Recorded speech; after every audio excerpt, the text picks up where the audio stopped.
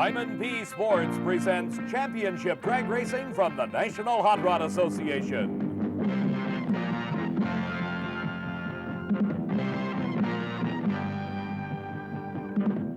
The 1982 U.S. Nationals. Brought to you by Goodyear Eagles High Performance Radials, the Racing Eagles Goodyear tamed for the street. And by Motorcraft. Motorcraft offers a complete line of automotive parts to fight the enemies of your engine. Motorcraft for sure. And by English Leather. Get an A in English with English Leather and women will never fail you. Aftershave and cologne for men.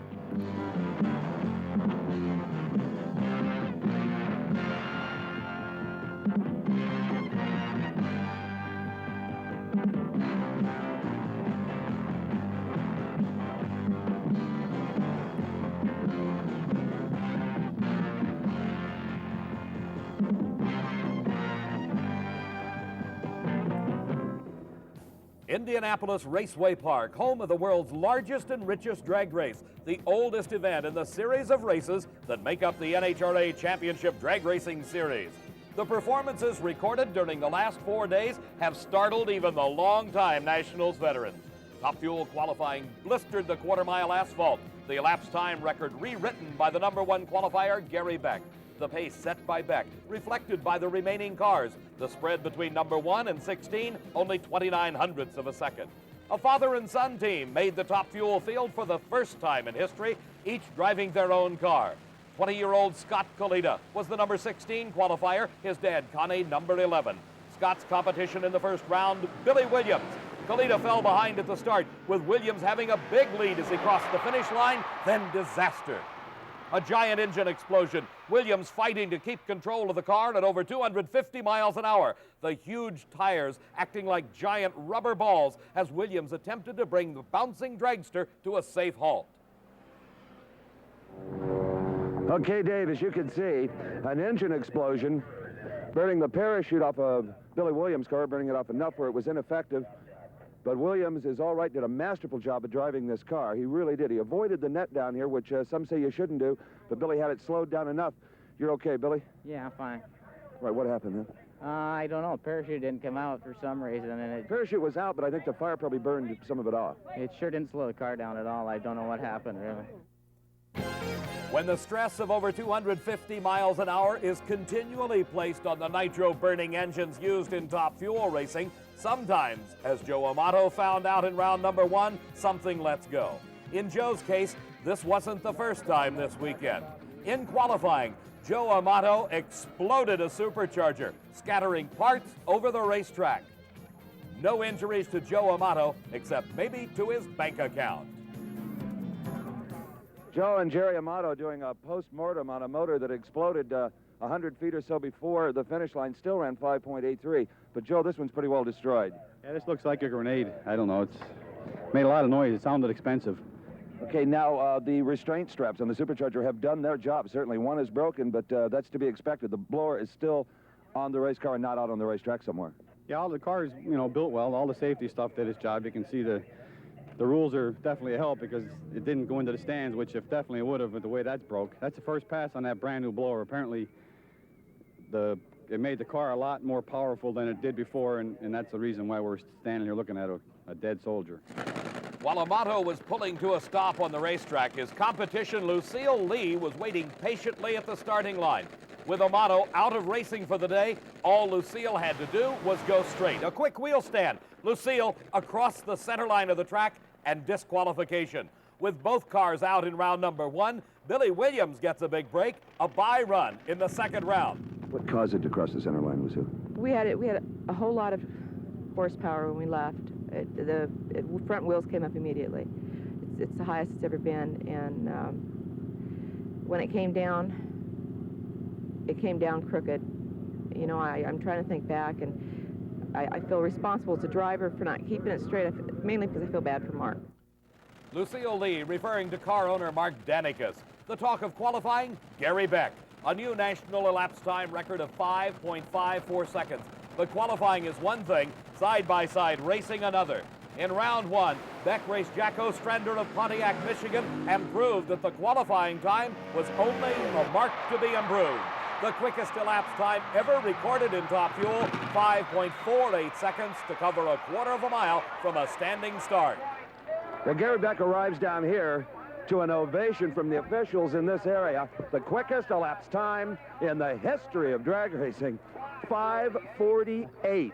Great. It was pretty strong, really. Well, we talked earlier today. You said you were going to go out there. You're not even going to try to run 50s. You lied. Well, we know the thing is, car's been real strong the last 3 weeks, and I'm real glad for Larry Minor to have a great running car like this. Another car owner, Paul Candies, is very happy to have a talented young driver.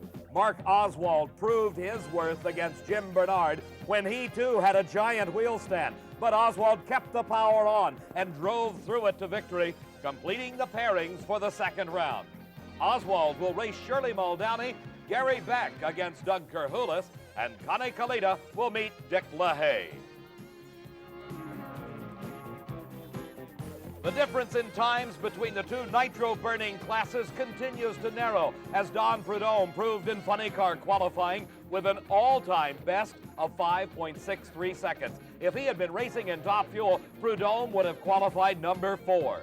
At the beginning of today's competition, no one has forgotten Prudhomme's performance, especially Kenny Bernstein. He was matched against Prudhomme on the record-shattering run, recording a respectable 5.90 seconds himself, while Prudhomme logged a 5.63.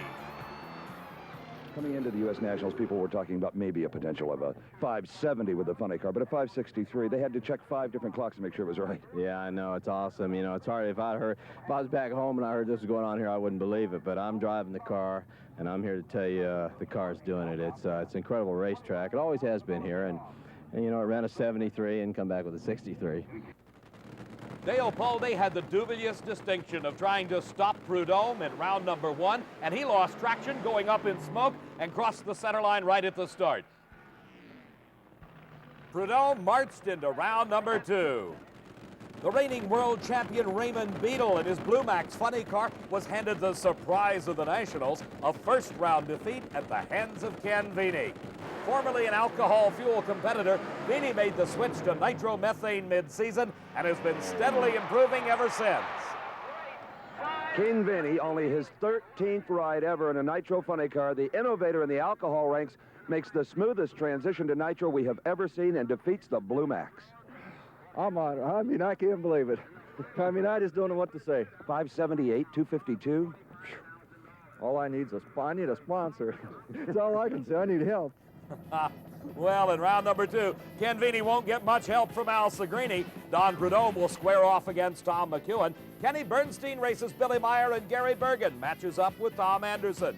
We'll be back with more exciting action from the U.S. Nationals in just a moment.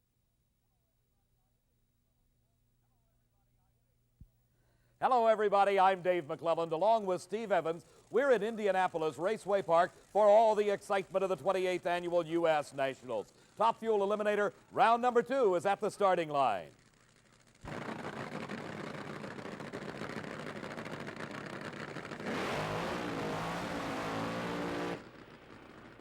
Round number 2 of Top Fuel Racing at the U.S. Nationals, Shirley Muldowney against Mark Oswald.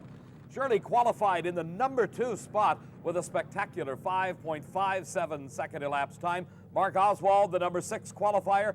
But of course, as you saw in round number 1, the big story here, the gigantic wheel stand by the Candies and Hughes car. Steve had a chance to talk to Mark. Right, a sensational job of driving in the first round with the wheels in the air half the time. Are you going to keep them down against Shirley? Oh, definitely. You can't win a race like that. We were lucky to get by that round. We calmed it down quite a bit now, and I think it's going to run pretty good. By calm it down, you mean?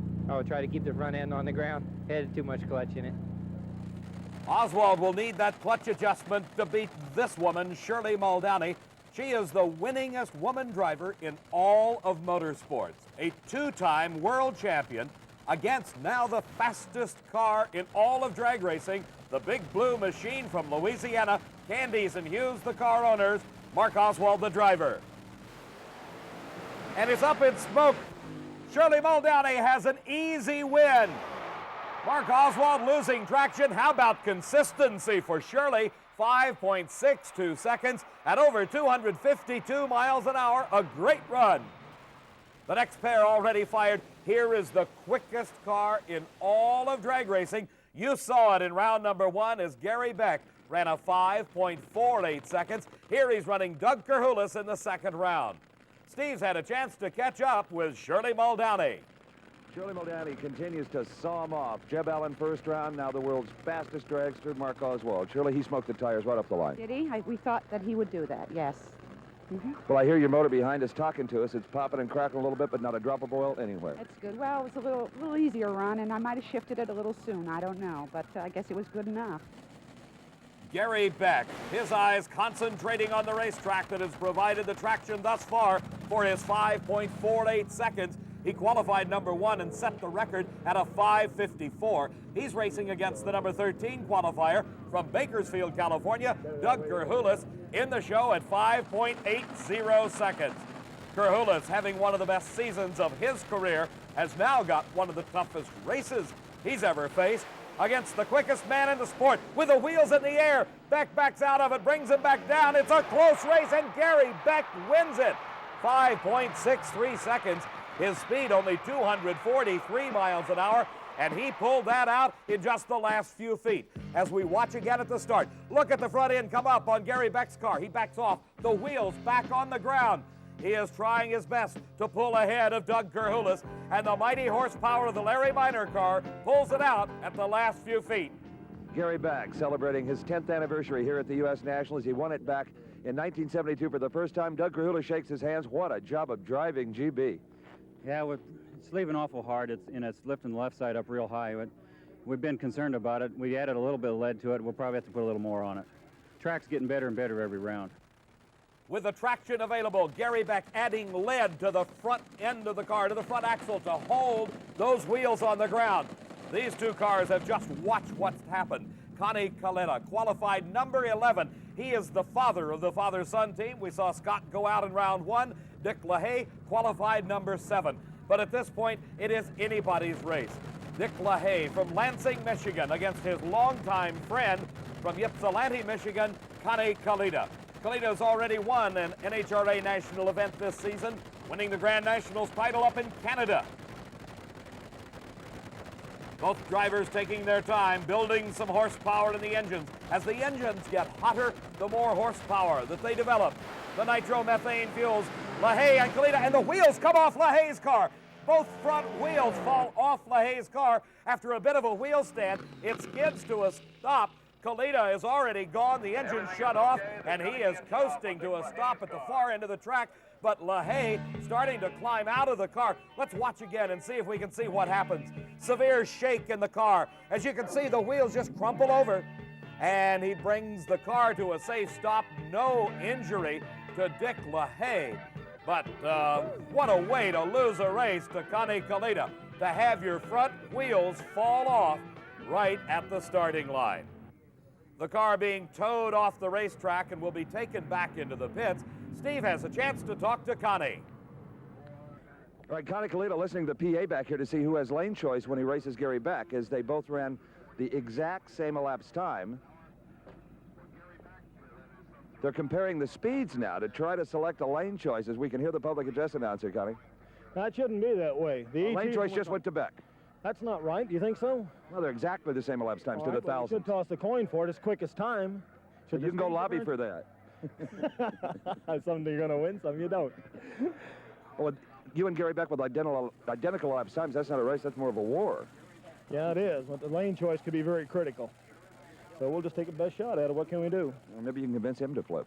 Yeah, I'll talk to him about it. Steve, it sounds like Connie is going to be the racer rather than the politician this weekend. Here's the man that has found Christmas at the Nationals. This is Billy Williams. We saw him explode an engine. The car went off the track. He was able to keep it upright. He repaired the damage, and he got the break when Lucille Lee crossed the center line in round number 1. And Billy Williams moves into the semifinals against Shirley Muldowney.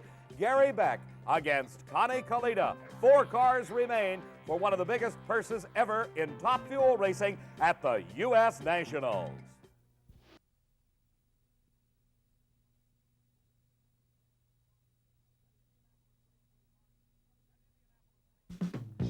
At Indianapolis Raceway Park in the 28th Annual U.S. Nationals, I'm Dave McClelland along with Steve Evans, and we're getting set for round number 2 in Funny Car Eliminator. But one man has got a lot of work ahead of him. That is the race car of Tom McEwen that is scattered all over his pit area.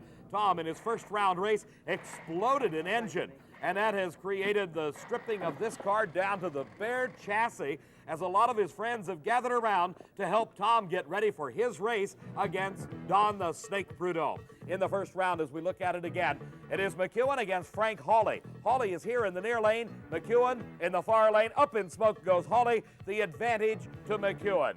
The car travels down the racetrack and then explodes in a ball of fire at the finish line. Steve has had a chance to talk to Tom and ask him how is he getting ready for this race with Don Prudhomme. It'll be good. We race every weekend, and he's a tough man to beat. So we've got a lot of help, and Lombardo loaned us a supercharger, and Roland's crew is over here helping us, and we're putting another motor in the car and fixing the windshield and everything. So we're trying to get back so we can go up and do battle with the snake. So we'll see. Okay, good luck. Tom McEwen, lots of work ahead of him before he races Don Prudhomme.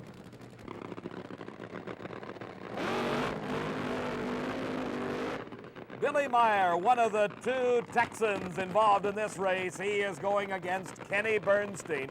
Meyer, hailing from Waco, Texas, started his driving career at the tender age of 16 in a funny car. He's the number 3 qualifier here at the U.S. Nationals. For Kenny Bernstein, now of Dallas, Texas, qualified in the number 7 spot at a 5.90. All right, how does Kenny Bernstein approach racing the fastest funny car in the world, Billy Meyer? Fearful, very much so. Well, obviously, he'll run good. He ran 88, 588 in the first round, and we're at 93. He's got a lane choice. Fastest car in the world. He's tough. We'll find out how tough Billy Meyer is against Kenny Bernstein. 2 very evenly matched cars. Not a whole lot separating them on the basis of their performance thus far. And they're a great race off the starting line. It looks like Bernstein has a bit of a lead. And then that top-end horsepower from Billy Meyer, 5.84 seconds elapsed time.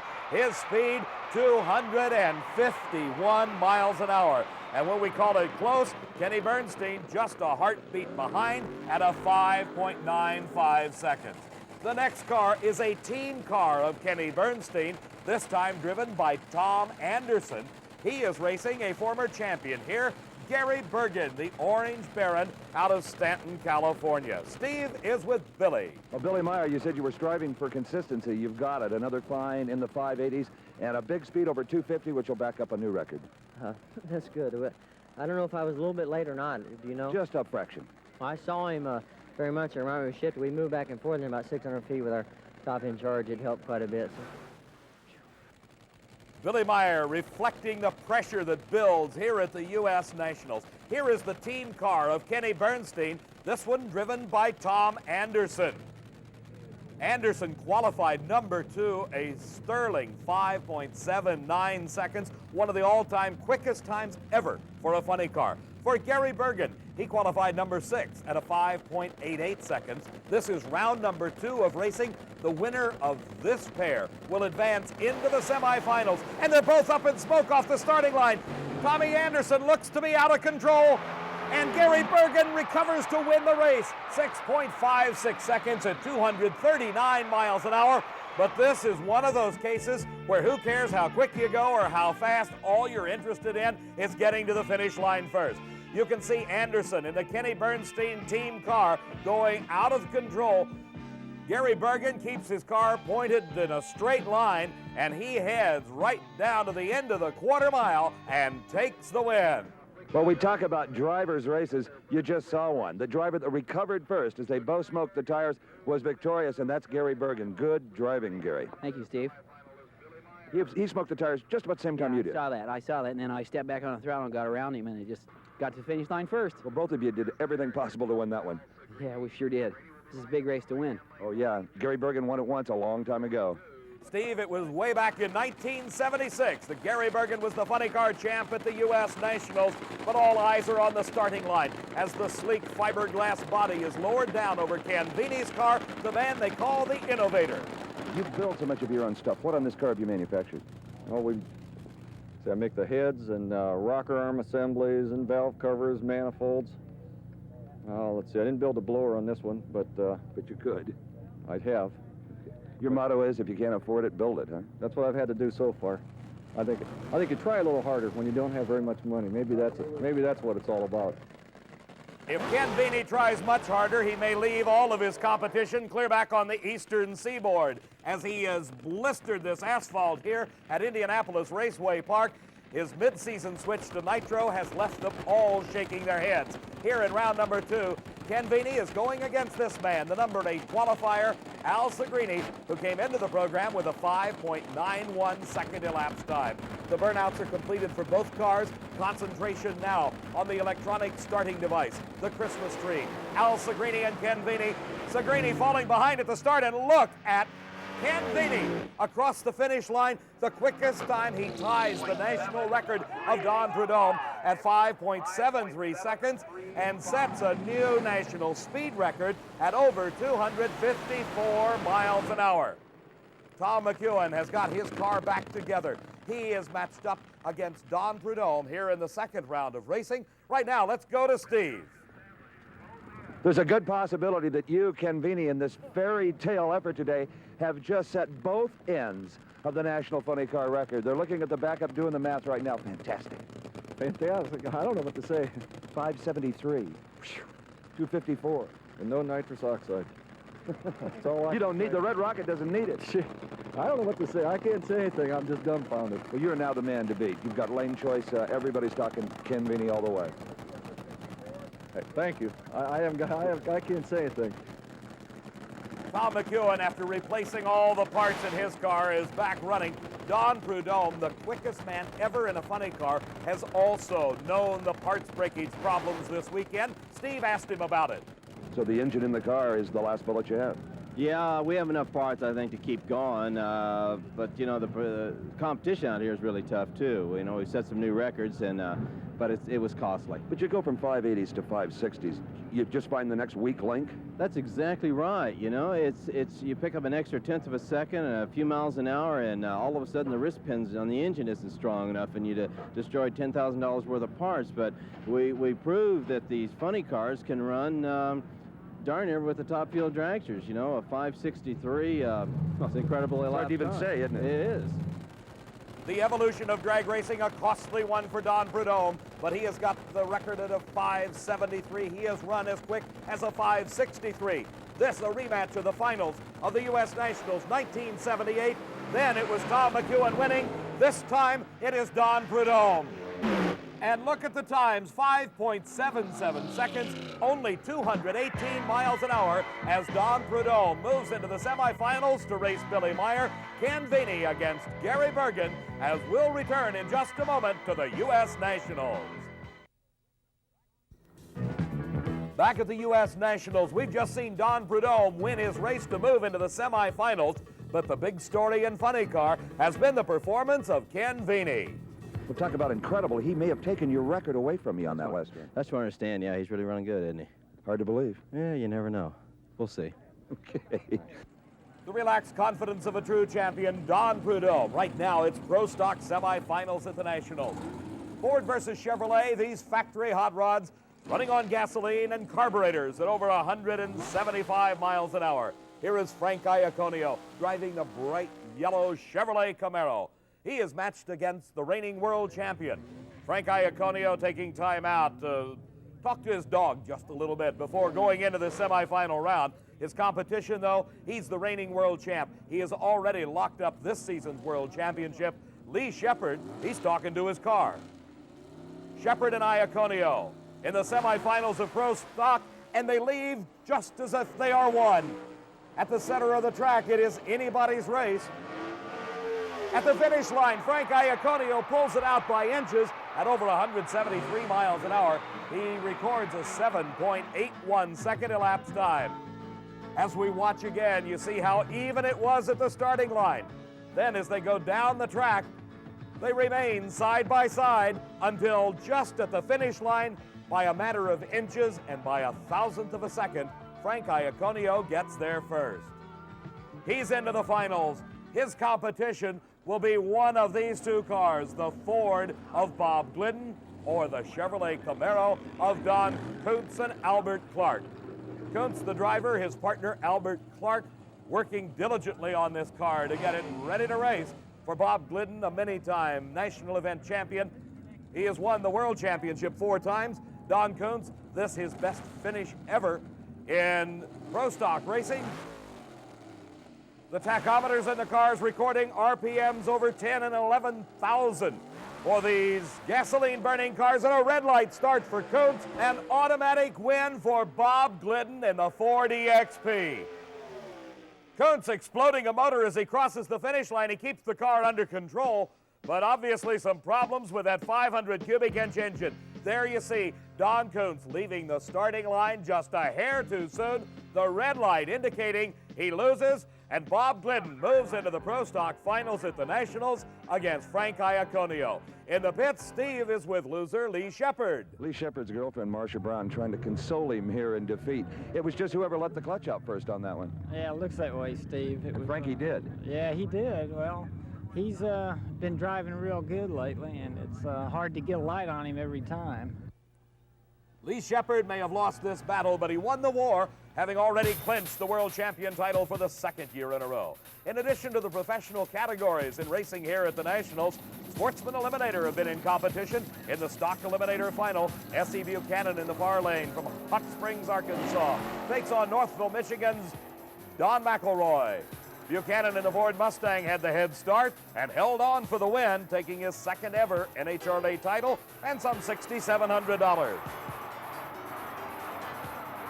A big break for Greg Tabler in Super Stock Eliminator as his competition, Ron Cosner, was unable to answer the final round call, taking his 1st ever win. Greg Tabler winning about $7,700 as the Super Stock champion. In Super Gas Eliminator, Stan Strazala against Bob Phillips. A close race to the finish line, but it's Strazala there first, the 31-year-old from Elkton, Maryland, winning about $7,500 as the Super Gas champ. Competition Eliminator sees a big head start going to David Nickens of Houston, Texas. Following behind him and trying to play catch-up is Gary Brown from Buford, Georgia. The 29-year-old Brown wheels the Camaro past the Datsun at the finish line. $8,900 in the Competition Eliminator title to Gary Brown. A red light start settles the Top Fuel motorcycle. Terry Kaiser from Houston, Texas, leaves just a hair too soon, and the win to Roland Stewart from Gainesville, Florida. In Pro Comp Eliminator, the classic matchup of the dragster versus the funny car. The alcohol-burning car see Bob Gottschalk in the Ohio Thunder funny car defeat Galen Roji in the dragster to win his 2nd national event title this season. Some 1,000 racers started competition here about 6 days ago. Our congratulations going to all the Sportsman Eliminator champions. Another winner of an award is with Steve Evans. Out of the over 1,000 cars entered here at the U.S. Nationals, the McGuire's Wax people have selected this stunning 1982 Pontiac Trans Am Pro Stocker as best appearing car of the entire event. It's owned by Ronnie Manchester of Westport, Massachusetts. It was built by Don Ness Racecraft, the body and chassis anyway. It took some 28 weeks to construct this Pro Stocker. Manchester owns a body shop in Massachusetts, and he personally applied the absolutely gorgeous red paint. Everywhere you look, it is chromed, it is anodized, it is polished. It's also very, very fast. It qualified in the field here. So our congratulations to Ronnie Manchester for what just about everybody feels is the finest Pro Stocker ever built. While a lot of work is going on in the pit area, here's one fan that's catching a few winks when he has a chance. We'll be right back at the U.S. Nationals. Back at the U.S. Nationals at this sprawling facility known as Indianapolis Raceway Park, carved out of the central Indiana countryside. One of the finalists is from nearby Whiteland. Well, Bob Glidden is apparently out chasing parts or something and has left the preparation of the Ford car for the final Pro Stock up to wife Etta, and she's capable of doing it. What do you do to get one of these ready? Well, there's a lot. After each run, you have to pull the valve covers and check the valves and check the valve springs. We changed some stuff in the carburetors, reset the floats, and we're switching the tires from side to side, and now I'm getting ready to check the air pressure. And what's this around your neck here? This is my tire gauge. Well, let's do it. I'll go with you.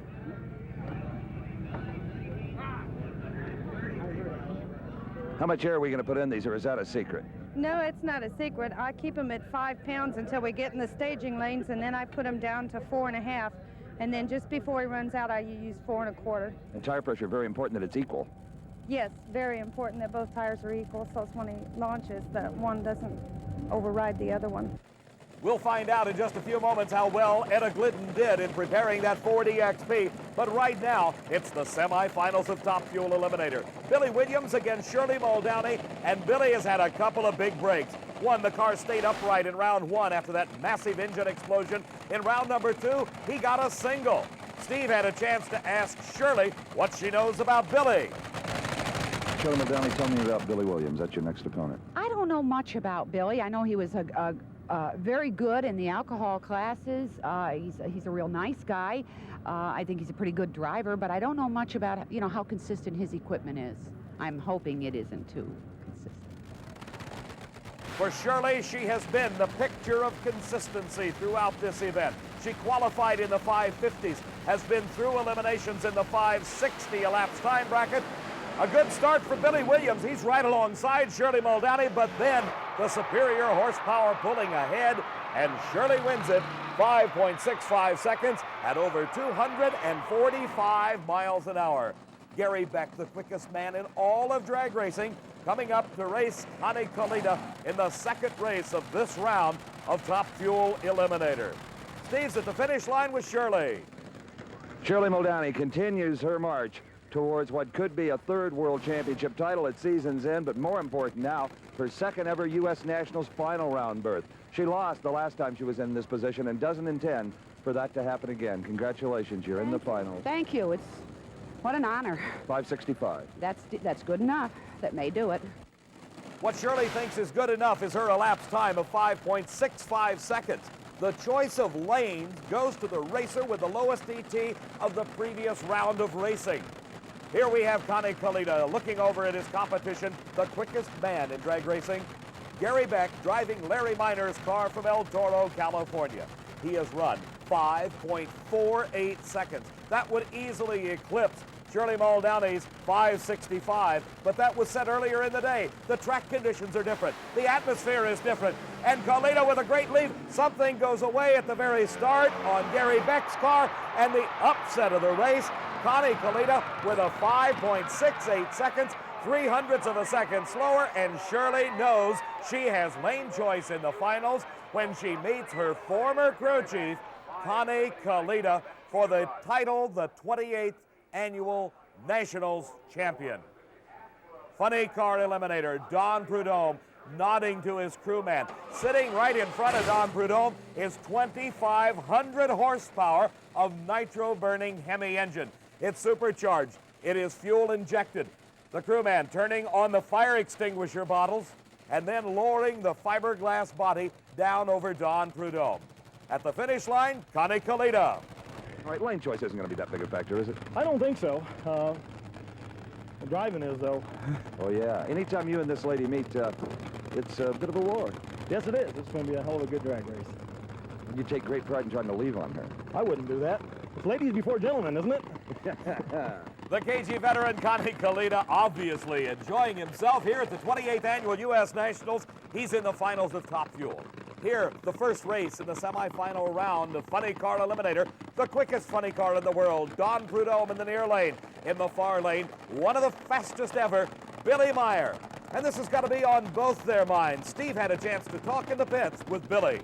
The world's fastest funny car, you, Billy Meyer, versus the world's quickest funny car, him, Don Prudhomme. What do you think? I think he's going to be out in front of me somewhere because he's running so quick, and he's not running any mile an hour. Shutting off early, you think? It's shutting itself off, I think, but right now that didn't matter. So at some point in time, I think I'm going to be chasing him down to the other end. Hope I get there before he does. Don Prudhomme, having recorded a 5.77 in the previous round, has got to be favored over this man, Billy Meyer. But every time Don Prudhomme seems to run quick, he hurts parts. He is beginning to whittle down his supply of aluminum engines, and they leave almost together. A great leave by Prudhomme, a little bit of flicker of flame, and Billy Meyer wins the race, coming from behind, just as he predicted, a 5.94 at over 252 miles an hour. Prudhomme builds the lead in the middle of the course. There you saw just a little flash of flame indicating possible some engine damage. The parachute out, that may have slowed him somewhat, but Billy Meyer wins the race over Don Prudhomme. Well, Billy Meyer, it still takes a driver in one of these cars. Your starting line prowess paid off that time. Yeah, I feel like I won the race. You did win the race. Yeah, I mean the whole damn race. Oh, me. I appreciate it. Whew. This business is hard work, isn't it? Yeah, how about that? It's gets kind of emotional after 7 days of this stuff. What you slowed down to 594. Oh, did we really? What mile an hour? I don't know. I tell you, it was just what I talked to you about before. This little deal right here. He got out about a car out on me about 400 or 500 foot, and I said, "Please, bull, please." I guess he did. Our last two cars in the semifinal round, Ken Vini against Gary Bergen. We had a chance to ask Ken Vini why, when he was at the top of the alcohol game, did he switch to nitro? I always wanted to do it, and I just figured sometime I was going to do it before I quit, and I didn't really have the enthusiasm with the alcohol to really do good. You'd done it all. I just didn't feel like I had anything to do, and I was bored. He got rid of his boredom in mid-season as Ken Vini moved to nitromethane. He has run a 5.73 at this event. He has to be favored over this man, the Orange Baron, the 1976 Nationals champion, Gary Bergen from Stanton, California. Vini from Wadsworth, Ohio. Searching for a sponsor, but showing everyone in nitro racing what it's all about, and he goes up in smoke. There goes Gary Bergen, and Ken Vini cannot catch him. Gary Bergen into the finals, 5.93 seconds. He takes the lane choice over Billy Meyer as they move into the finals, and Ken Vini up in smoke. Gary Bergen, a happy man. Gary Bergen, you won this race, what, back in '76, and this is your first final round appearance here since. You have lane choice with a 5.93 over Billy Meyer. I'm glad. I mean, we wanted to do this for a long time, Steve. And the year after we won in 1977, I felt like that we controlled the race and we had to shoot prematurely come out, and we lost it. We've been trying to be in the final ever since. Well, here you go against Meyer. Can you go any quicker, or do you even take the chance of trying? I think it'll probably run quicker. We're going to try, I think. Okay, Gary Bergen goes back to the pits to get ready for the biggest race in drag racing. Steve, there's another team getting ready for the biggest race in drag racing. Connie Kalita has got troubles. You see a racing engine being stripped down to the absolute bare block. Parts and pieces being taken off, swapped around, trying to get ready for the finals against Shirley Muldowney. In funny car, it's Billy Meyer against Gary Bergen. Pro Stock, Bob Glidden in the Ford against Iaconio Chevrolet. We'll be right back.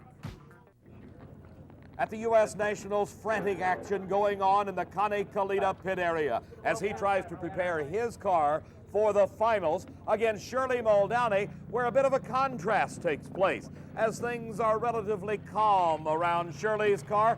Her crew going about their tasks of preparing the car. We'll be seeing that finals in Top Fuel in just a moment, but right now let's see who's going to win Pro Stock Eliminator. Will it be the Chevrolet of Frank Iaconio? He was a runner-up here before, and he has never won the U.S. Nationals title.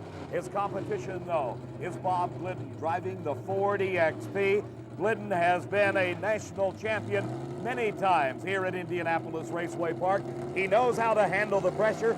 Can he get the performance out of the car to take the win?